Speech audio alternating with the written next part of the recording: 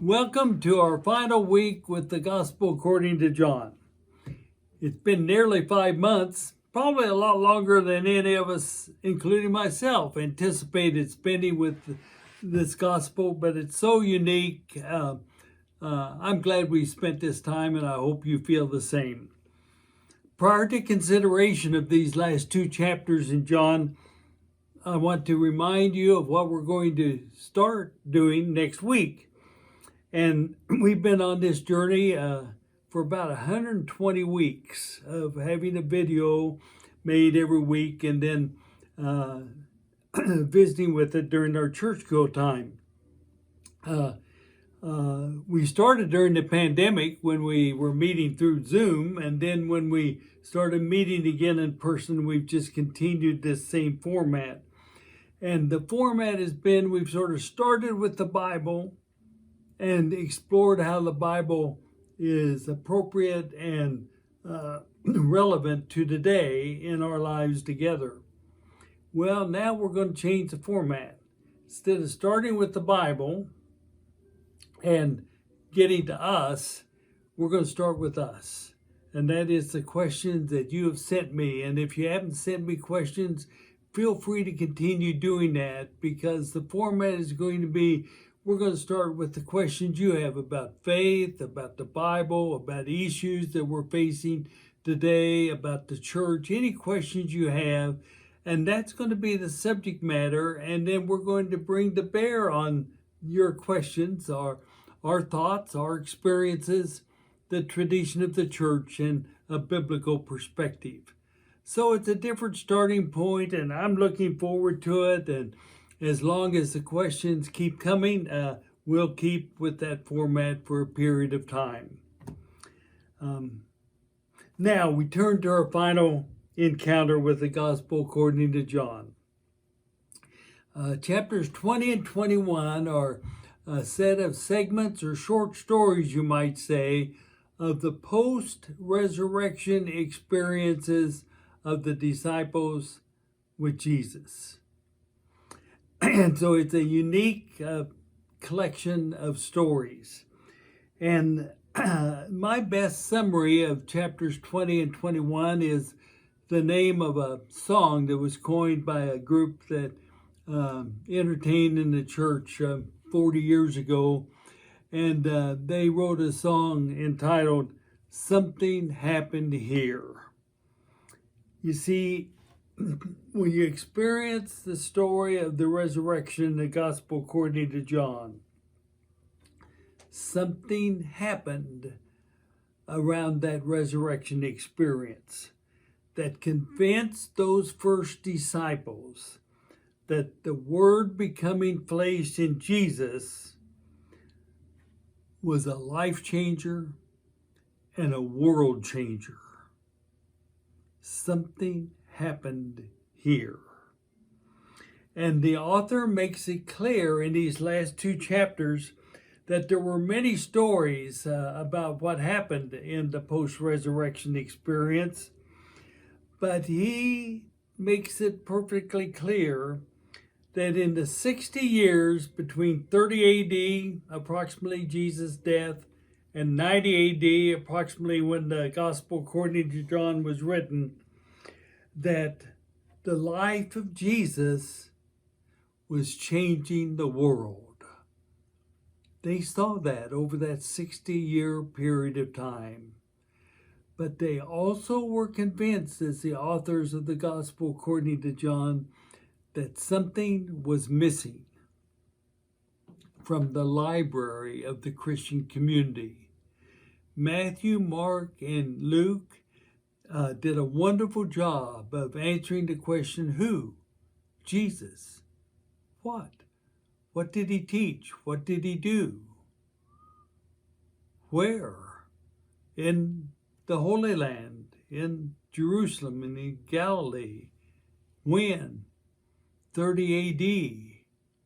Wonderful description of the life and teachings of Jesus.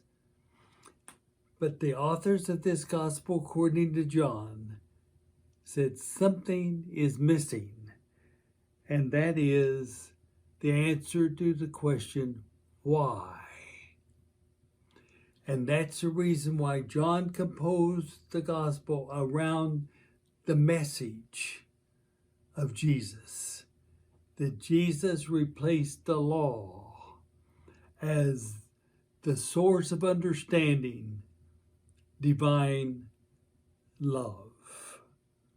And so John put together his gospel, and as I said before, he didn't give a hoot about chronology. He just gave a hoot about the message, because that was what was missing from the Christian library. And 200 years after the writing of this gospel, when the church leaders decided, yes, the Gospel of John belongs, it was because it is about the message. And so we look at these short stories in chapters 20 and 21. You're familiar with the stories. We don't need to read them. There's 6 of them. I'm simply going to identify all 6, 5 of which were world changers, 1 was not, and the point of each story. First of all is the story of the discovery of the empty tomb by a couple of the disciples.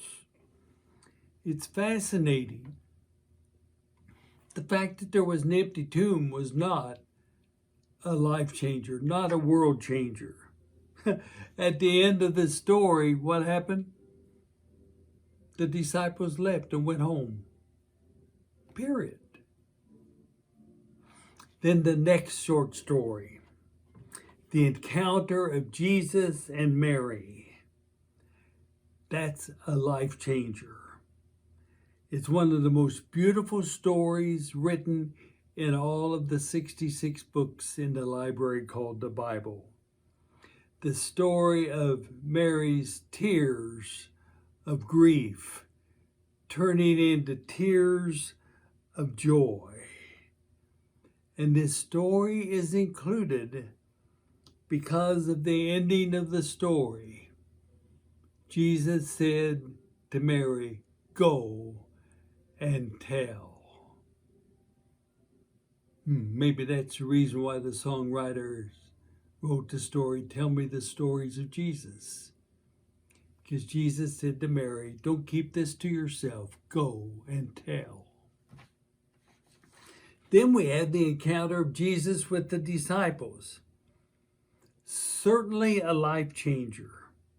This story is included because the disciples were commissioned to be agents of forgiveness.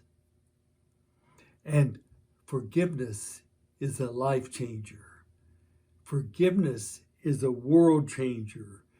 Forgiveness is the good news, which is the meaning of the word gospel.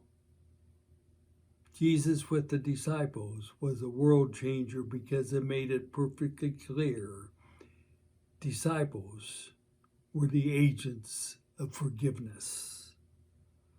And then we have the short story of the encounter with Thomas, a life changer, a world changer.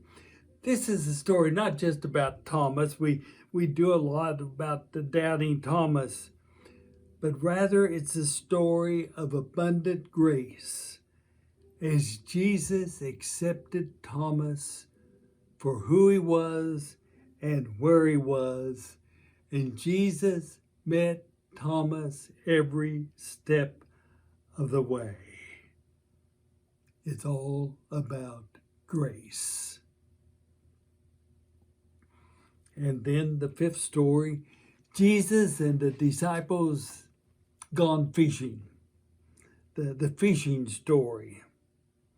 A life changer, a world changer, a reminder that Jesus was all about fishing for others so that they can be engulfed in divine love. They can see it, they can experience it, and they can reveal it in their own lives.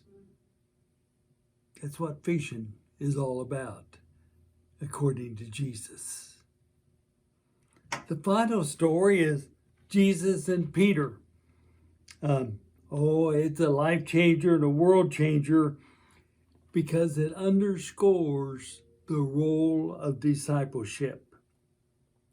And that is, we're called to serve. 3 times he reminded Peter to feed my sheep.